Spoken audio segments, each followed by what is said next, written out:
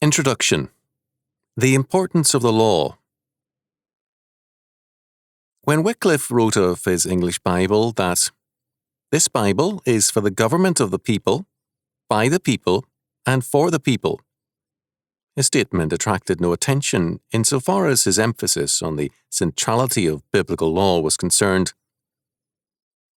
That law should be God's law was held by all. Wycliffe's departure from accepted opinion was that the people themselves should not only read and know that law, but also should in some sense govern as well as be governed by it. At this point, here is right in saying that Wycliffe and Huss were the first to demonstrate to Europe the possibility of an alliance between the university and the people's yearning for salvation. It was the freedom of Oxford that sustained Wycliffe. The concern was less with church or state than with government by the law word of God. Bryn has said of the Hebrew social order that it differed from all others in that it was believed to be grounded on and governed by the law of God, who gave it specifically for man's government. No less than Israel of old, Christendom believed itself to be God's realm because it was governed by the law of God as set forth in Scripture. There were departures from that law, variations of it, and laxity and faithfulness to it, but Christendom saw itself as the new Israel of God and no less subject to his law. When New England began its existence as a law order, its adoption of biblical law was both a return to Scripture and a return to Europe's past. It was a new beginning in terms of old foundations. It was not an easy beginning, in that the many servants who came with the Puritans later were in full-scale revolt against any biblical faith and order. Nevertheless, it was a resolute return to the fundamentals of Christendom. Thus, the New Haven colony records show that the law of God, without any sense of innovation, was made the law of the colony. March 2nd, 1641, 1642. And according to the fundamental agreement made and published by full and general consent, when the plantation began and government was settled, that the juridical law of God given by Moses and expounded in other parts of Scripture, so far as it is a hedge and a fence to the moral law, and neither ceremonial nor typical, nor had any reference to Canaan, hath an everlasting equity in it, and should be the rule of their proceedings. April 3rd, 1644. It was ordered that the judicial laws of God, as they were delivered by Moses, be a rule to all the courts in this jurisdiction in their proceeding against offenders. Thomas Shepard wrote in 1649, "For all laws, whether ceremonial or judicial, may be referred to the Decalogue as appendices to it, or applications of it, and so to comprehend all other laws as their summary." It is an illusion to hold that such opinions were simply a Puritan aberration, rather than a truly biblical practice and an aspect of the persisting life of Christendom. It is a modern heresy that holds that the law of God has no meaning nor any binding force for man today. It is an aspect of the influence of humanistic and evolutionary thought in the Church, and it posits an evolving, developing God. This, quote, dispensational, end quote, God expressed himself in law in an earlier age, then later expressed himself by grace alone, and is now perhaps to express himself in still another way. But this is not the God of Scripture, whose grace and law remain the same in every age, because he, as the sovereign and absolute Lord, changes not, nor does he need to change.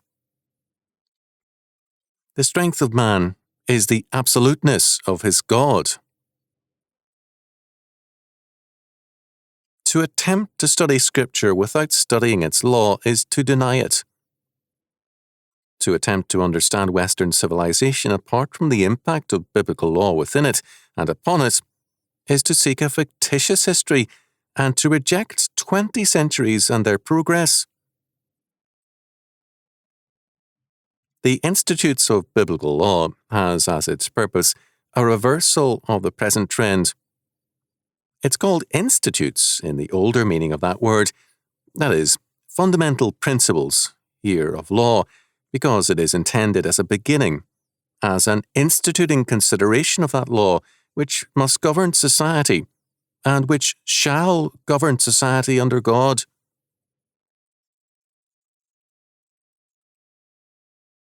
A central characteristic of the churches and of modern preaching and biblical teaching is Antinomianism, an anti-law position.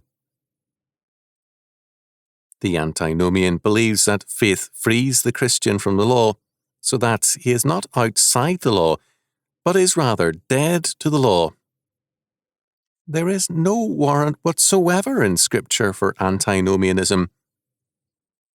The expression dead to the law is indeed in Scripture, Galatians chapter 2 verse 19, Romans chapter 7 verse 4, but it has reference to the believer in relationship to the atoning work of Christ as the believer's representative and substitute. The believer is dead to the law as an indictment, a legal sentence of death against him. Christ having died for him, but the believer is alive to the law as the righteousness of God. The purpose of Christ's atoning work was to restore man to a position of covenant keeping instead of covenant breaking, to enable man to keep the law by freeing man from the law of sin and death. Romans chapter 8 verse 2. That the righteousness of the law might be fulfilled in us. Romans chapter 8 verse 4. Man is restored to a position of law-keeping. The law thus has a position of centrality in man's indictment, as a sentence of death against man the sinner, in man's redemption, in that Christ died, who, although the perfect law-keeper as the new Adam, died as man's substitute, and in man's sanctification. In that man grows in grace as he grows in law-keeping, for the law is the way of sanctification. Man, as covenant breaker, is in enmity against God, Romans chapter 8 verse 7, and is subject to the law of sin and death, Romans chapter 8 verse 2, whereas the believer is under the law of the Spirit of life in Christ, Romans chapter 8 verse 2. The law is one law, the law of God. To the man on death row in a prison, the law is death. To the godly man, the same law which places another on death row is life, in that it protects him and his property from criminals. Without law, society would collapse into anarchy and fall into the hands of hoodlums. The faithful and full execution of the law is death to the murderer, but life to the godly. Similarly, the law in its judgment upon God's enemies is death. The law in its sustaining care and blessings is, for the law-abiding, a principle of life. God, in creating man, ordered him to subdue the earth and to exercise dominion over the earth. Genesis chapter 1 verse 28. Man, in attempting to establish separate dominion and autonomous jurisdiction over the earth, Genesis chapter 3 verse 5, fell into sin and death. God, in order to re-establish the kingdom of God, called Abraham and then Israel to be his people, to subdue the earth, and to exercise dominion under God.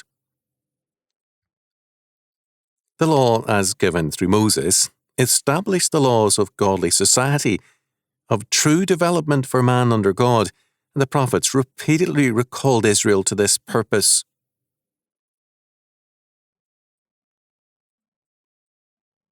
The purpose of Christ's coming was in terms of this same creation mandate.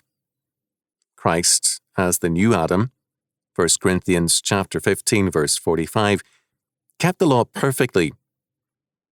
As the sin-bearer of the elect, Christ died to make atonement for their sins, to restore them to their position of righteousness under God.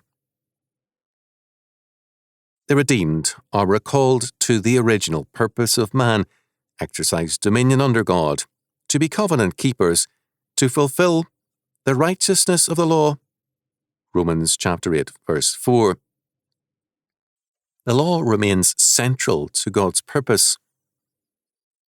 Man has been re-established into God's original purpose and calling. Man's justification is by the grace of God in Jesus Christ. Man's sanctification is by means of the law of God.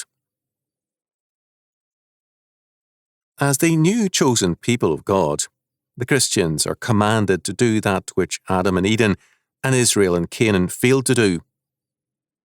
One and the same covenant, under differing administrations, still prevails.